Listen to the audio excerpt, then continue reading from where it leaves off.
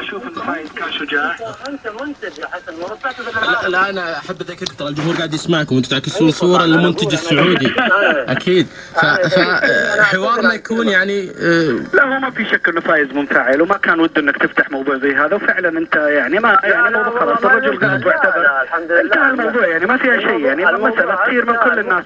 وانا اذا في عندي شيء يستحق الاعتذار للجمهور، الجمهور على عيني وراسي، والجمهور هو من ننتج له وما نقدم له. إذا في أي شيء ليس أيام السراب، إذا في أي شيء ليس مسلسل فقط، مسلسل، مسرحية، كلام، لقاء، تعبير، أي شيء أنا دائما في حالة اعتذار وتسامح مع الناس ولا أقبل. وأي شيء أي مواطن يرى مادة منتجة مني سيئة أنا بالتأكيد أعتذر عن كل شيء خطأ بالتأكيد. جميل. طبعا انتم بالاخير يعني تتكلمون من منطلق انه حريصين على المستوى الطرح في لا ترخيص حبيبي، احنا اخوان ولا كذا الكلام هذا انه الحل والعمل. يعني خل حسن عسيري عنده الجرأة ويقول وقف العمل توقف ولا عرض من سنه وست اشهر موقف العمل. بس استاذ حسن يقول ان الموضوع هذا كان قرار اداري من قبل القناه، يعني قرار اداري وقف مثل ما وقف جو القداحي اليوم مستعان البرامج.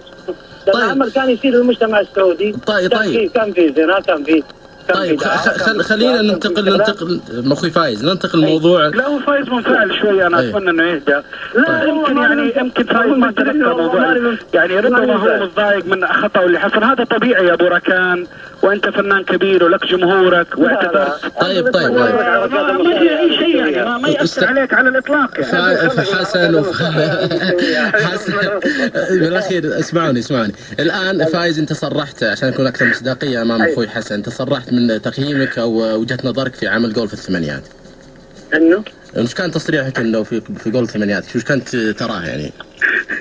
جول الثمانينات عمل سخيف مع احترامي الحسن، يعني ولا طاقم العمل عمل تاريخي. عطنا نبي نقد فني، ليش انت تقول والله انه مش كويس؟ ليش؟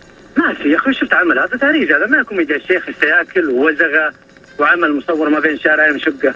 انت يعني زعلان انه انت ابتعدت انت وحسن، ما صرتوا تعملون عمل واحد مثلا؟ لا والله ما زعلان، من ابتعدنا حسن الله وفقني طال عمرك. لا هو واضح بالله ما في انا افكر الله من حسن والله يسر لي اموري يعني. طيب حسن برضو انت قبل شوي سالتني انه فايز قال كذا او لا، فعشان اكون اكثر مصداقيه امامك. والله يا اخي انا الان تاكدت اني سمعتها منه شخصيا، انا قالوا لي انه في الجرايد. لا انا شفت يا حسن وقلت لي انه في الجرايد لما سمعت الكلام هذا ما في شك انه هذا شيء، هذا رايه، وانا اشوف انه سكتم عمل كبير، هو قدم عمل كويس صحيح انه في مباشره وانه صار يكلم الكاميرا على طول، لكن برضه يظل يعني فايز مع الوقت مع كذا.